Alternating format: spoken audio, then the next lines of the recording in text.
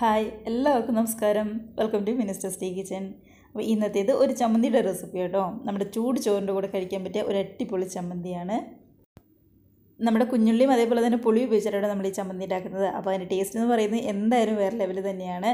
അപ്പോൾ എല്ലാവരും ട്രൈ ചെയ്ത് നോക്കുക. ഒരുപാട് പേർക്ക് അറിയാവുന്ന റെസിപ്പിയാണ്, എന്നാലും അറിയില്ലാത്തവർക്ക് വേണ്ടിയിട്ടാണ് നമ്മൾ ഈ റെസിപ്പി ഷെയർ ചെയ്യുന്നത്.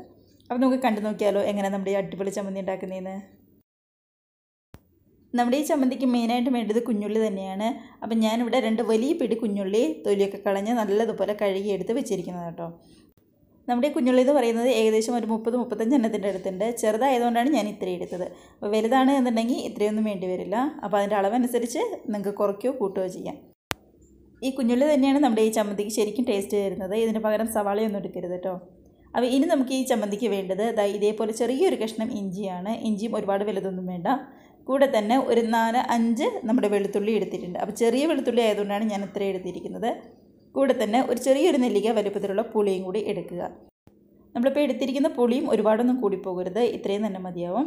ഇനി നമ്മൾ ചെയ്യേണ്ടത് നമ്മുടെ ഈ കുഞ്ഞുള്ളിയും അതേപോലെ തന്നെ ഇഞ്ചി വെളുത്തുള്ളി എല്ലാം ചെറിയ ചെറിയ കഷ്ണങ്ങളാക്കി നമുക്കൊന്ന് കട്ട് ചെയ്ത് വെക്കുകയാണ് ചെയ്യേണ്ടത്.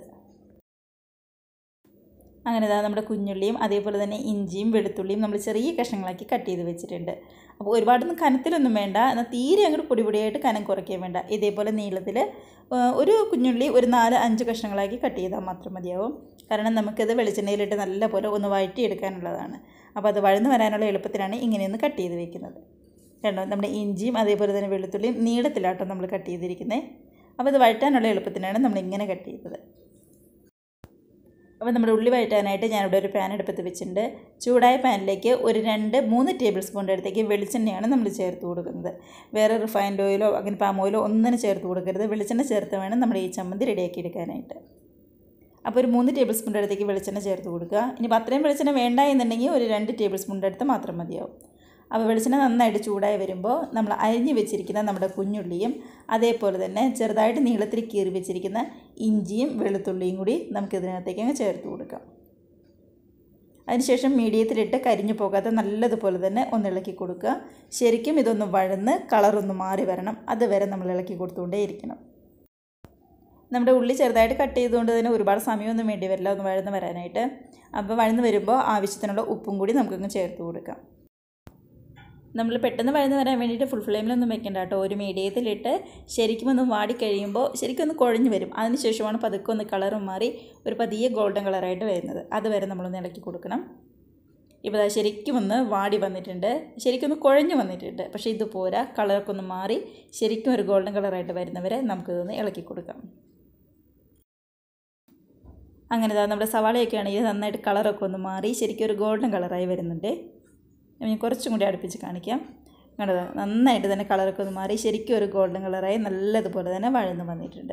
നമ്മൾ ഇട്ട് കൊടുത്ത സവാള പകുതി തന്നെയായെന്ന് വേണം എനിക്ക് പറയാം. അപ്പോൾ അതുപോലെ കളറൊക്കെ മാറി വന്നിട്ടുണ്ട്. അപ്പോൾ ഈ സമയത്ത് നമുക്കിതിനകത്തേക്ക് മുളക് പൊടിയാണ് ചേർത്ത് കൊടുക്കേണ്ടത്. ഞാനിപ്പോൾ ഇവിടെ 1.5 ടീസ്പൂൺ മുളക് പൊടിയാണ് ചേർക്കുന്നത്. ഇതിപ്പോൾ ഒരുപാട് എരിവുള്ള മുളക് പൊടിയൊന്നുമില്ല. അപ്പോൾ എരിവ് നോക്കിയിട്ട് വേണം നിങ്ങൾ മുളക് പൊടി ചേർത്ത് കൊടുക്കാനായിട്ട്. ഒരുപാട് എരിവ് ഇഷ്ടമല്ല എന്നുണ്ടെങ്കിൽ കാശ്മീരി റെഡ് ചില്ലി ചേർത്ത് കൊടുത്താൽ മതി കളറിന് വേണ്ടിയിട്ട്. അല്ല, കുറച്ച് എരിവൊക്കെ ഇഷ്ടമാണെങ്കിൽ കുറച്ച് എരിവുള്ള മുളക് പൊടി ചേർത്ത് കൊടുക്കാം. അപ്പോൾ അതിന് ശേഷം നന്നായിട്ട് ഇളക്കി ഗ്യാസ് അപ്പം തന്നെ നമുക്ക് ഓഫ് ചെയ്യാം. പിന്നെ ഈ ചൂടിലിരുന്നുകൊണ്ട് ആ മുളക് പൊടിയുടെ പച്ചമണം തനിയെ അങ്ങ് മാറിക്കോളും. ഇപ്പോൾ നമ്മുടെ ഈ ചമ്മന്തിക്കാണെങ്കിൽ ഒട്ടും തന്നെ എരിവൊന്നും ഇല്ലാതിരുന്നാൽ അത്രയ്ക്ക് അങ്ങ് ടേസ്റ്റ് ഉണ്ടാവില്ല. അതുകൊണ്ട് ചെറിയൊരു എരിവിന് വേണ്ടിയിട്ടാണ് നമ്മൾ ഈ മുളക് പൊടി ചേർത്ത് കൊടുത്തിരിക്കുന്നത്. അതാ നന്നായിട്ട് ഇളക്കി ശരിക്കും ഒന്ന് റെഡിയായി വന്നിട്ടുണ്ട്.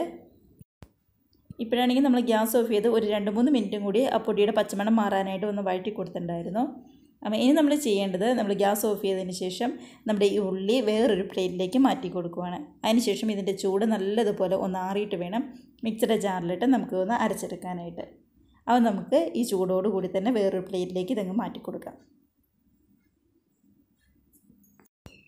അങ്ങനെ നമ്മുടെ ഉള്ളിയുടെ ചൂടൊക്കെ നന്നായിട്ട് നാറി വന്നിട്ടുണ്ട്. അപ്പോൾ ഞാനിവിടെ മിക്സിയുടെ ജാറിലേക്ക് ഇതങ്ങ് ഇട്ട് കൊടുക്കുകയാണ്. മിക്സിയുടെ ജാറിലാണെങ്കിൽ ഒട്ടും തന്നെ വെള്ളമൊന്നുമില്ലാതെ നന്നായിട്ട് ഉണങ്ങിയിരിക്കുന്ന ജാറാട്ടോ.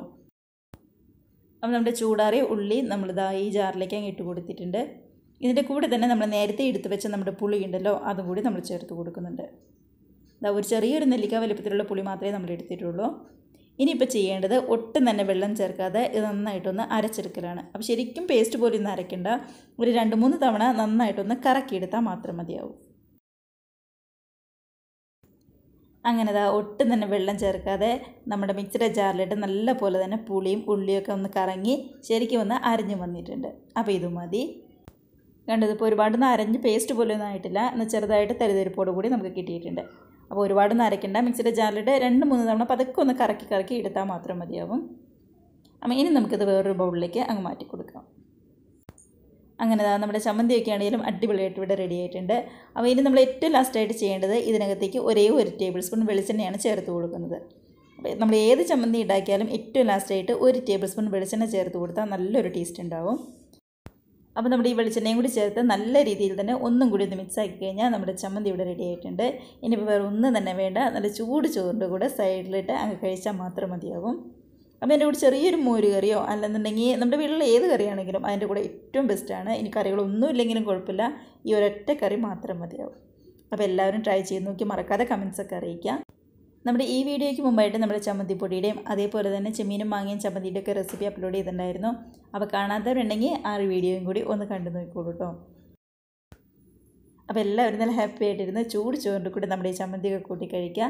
അതേപോലെ തന്നെ വീഡിയോയ്ക്ക് ഇഷ്ടമായിട്ടുണ്ടെങ്കിൽ ഒന്ന് ലൈക്ക് അടിച്ച് മറ്റുള്ളവരെ കൊണ്ട് ഷെയറും കൂടി ചെയ്യാനായിട്ട് മറക്കരുതേ. ആദ്യമായിട്ട് നമ്മുടെ ചാനൽ ആരെങ്കിലും കാണുന്നവരുണ്ടെങ്കിൽ വീഡിയോയ്ക്ക് ഇഷ്ടമായിട്ടുണ്ടെങ്കിൽ നമ്മുടെ ചാനലും കൂടി ഒന്ന് സബ്സ്ക്രൈബ് ചെയ്ത് സപ്പോർട്ട് ചെയ്യുക. അപ്പോൾ നമുക്ക് ഇതേപോലുള്ള പുതിയ വീഡിയോസിൻ്റെ നല്ല അടിപൊളി റെസിപ്പീസൊക്കെ ആയിട്ട് വീണ്ടും കാണാം. അതുവരെ എല്ലാവർക്കും ബൈ.